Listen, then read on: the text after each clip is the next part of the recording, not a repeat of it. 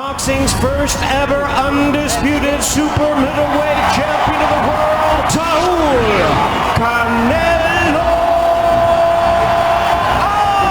Alvarez. Hey, what's going on, Ringsiders? This is your host, Boxing Subjective Observer, and welcome back to Ringside Stories. Feel free to subscribe, thumbs up, and hit that notification bell for the latest here on Ringside Stories. Thanks in advance for your support and welcome to the channel. Gracias a todos. ¡Viva México, cabrones! Canelo vs. Plant proved to be another legacy-defining moment for Saul Canelo Alvarez, who is now the first ever Mexican boxer to hold all 4 major world titles. Canelo vs. Plant wasn't the most scintillating match. Still, we got to see and learn a few things about both Caleb Plant and Saul Canelo Alvarez. I will give credit to Caleb Plant for taking up the challenge to face the towering force that is Saul Canelo Alvarez, and I still rate Caleb Plant's skill. And it will be very interesting to see where the former IBF super middleweight world champion goes from here. As for Canelo, he's just etched his name in the history books of boxing, even without looking all that spectacular against Caleb Plant.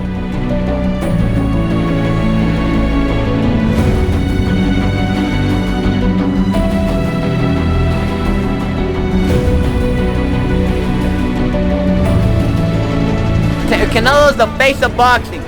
Simple as that. I had Caleb winning the first 4.5 rounds, and then he started to slow down. And I knew he had to be strong in the second half of the fight.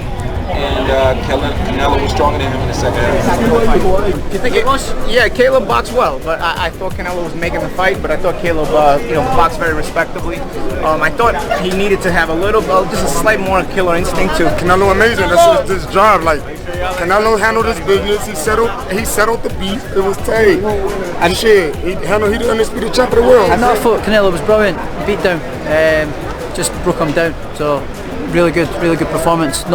I thought Plant would have sort of been a bit more effective early on, but he wasn't really getting pushed around the ring quite easily, around to the ropes and stuff like that. But great performance from Canelo. Caleb did a great job. He did an like I excellent said, job, man. Canelo, of course, He did his thing. towards the end, like towards the stretch, he really just wanted to be in that position. He almost got frustrated to a point, looking like it really started trying to bully him through. And he just, like I said, he got a lot of experience, man. No, I thought it was excellent. I thought it was Caleb made a good account of himself, and I thought it was vintage Canelo. Late stoppage, he's calm, he's strong, made the most of his opportunities. I mean, he's an all-time great. Now let's take a closer look at this fight, as this is Ringside Stories post-fight analysis, aka the Canelo Plant breakdown, 5 takeaways from Canelo versus Plant. Let's get into it. Number 1, Canelo versus Plant was not competitive. In a way, this fight played out very similarly to Canelo versus Billy Joe Saunders. Difference being, Caleb Plant moved more swiftly than Billy Joe Saunders. Caleb Plant held out longer than Billy Joe Saunders because Caleb Plant's defense was more on point than Billy Joe Saunders. Especially his defense against Canelo's body attack was surprisingly good, which Canelo took his time to make manifest. Canelo landed some right hooks to the body later in the fight, which seemed to bother Caleb Plant as opposed to Canelo's left hook to the body. Sweet Hands displayed crafty upper body movement and showed that he can take a shot. Other than that, Caleb Plant didn't offer much offensively, though he did win some rounds on volume. But in my opinion, based off of Caleb Plant's tactics, he was never going to win the fight. I mean, even when Canelo chose to be on the ropes at one point, Caleb Plant did absolutely nothing to attack Canelo. Number 2, Caleb Plant has no pop. For the majority of the fight, Caleb Plant successfully maneuvered himself out of trouble's way. Yet offensively, Plant didn't have much to offer to Canelo. When asked about Canelo versus Plant months ago, former 2-time WBC super middleweight champion David Benavidez said, Plant has no punch, and to keep Canelo away from you need a punch. You need a big, solid punch, and he doesn't have that. Like how you seen with Billy Joe, he was just chasing Billy Joe down. So I feel like it's the same fight. You know what I mean? From around the halfway point of the fight, Saul Canelo Alvarez was starting to figure out Caleb Plant, even attacking the IBF world champion with his hands low. Because Caleb Plant has fast hands, as he proved against Canelo, using quick jabs and sneaky counter shots, yet none of Plant's shots hurt Canelo. Just take a look at Caleb Plant's face at the end of the fight, then compare that with Canelo's face at the end of the fight. I wouldn't advise Caleb Plant to move up to light heavyweight, as I think think he won't have the power to trouble any of the current light heavyweight world champions.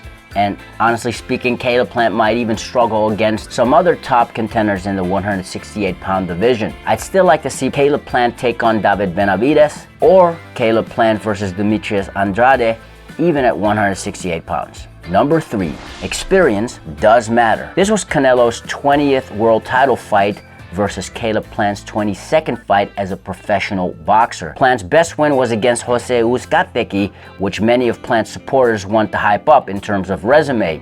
Yet Uzcategui himself beat no one of note. Then in his last fight, Caleb Plant went in the ring with the 37-year-old Caleb Truax, who Plant wasn't able to stop. Going the full 12 rounds with the likes of Jose Uzcategui and Caleb Truax doesn't do anything to evolve you as a fighter. Sweet Hands never faced a world-class fighter and never even hit the deck in all of his professional career to battle through adversity. So when Saul Canelo Alvarez dropped Caleb Plant in the 11th round, Plant made a rookie mistake.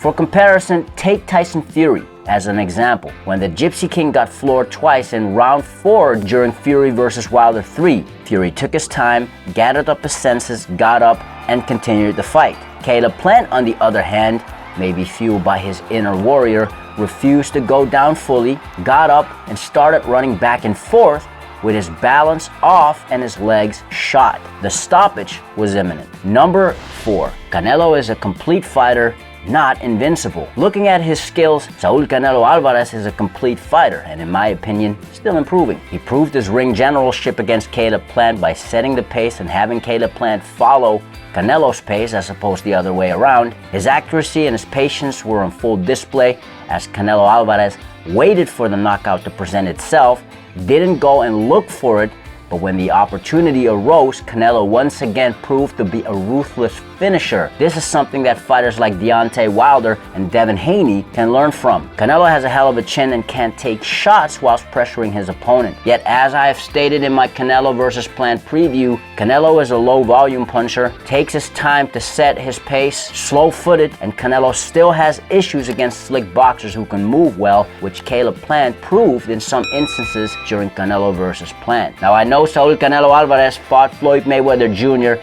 at a 152-pound catch weight, and yes, that was a 23-year young green Canelo. Still, with all the attributes in that fight, Floyd Mayweather Jr. proved to be a stylistic mismatch to Canelo Alvarez. Floyd, who in the latter part of his career wasn't known for his high KO ratio, still packed enough punch to keep Canelo at bay. And so stylistically, there are fighters today in and around the 168-pound division that possess attributes that can trouble Canelo. It will be most interesting to see how the now undisputed Mexican world champion will deal with a fighter that has the boxing ability, movement, slickness, and carries respectable power. Number 5, Canelo Alvarez is the pound-for-pound number 1 right now. There are people that I came across, mostly Americans, that went as far as to say that Canelo's last few fights were against bums. Sure, Avni Yildirim at the start of 2021 was a keep busy fight. However, Billy Joe Saunders and Callum Smith were 2 undefeated world champions. Smith won the World Boxing Super Series by beating former world champion George Groves and just moved up to light heavyweight to debut with an explosive second-round knockout.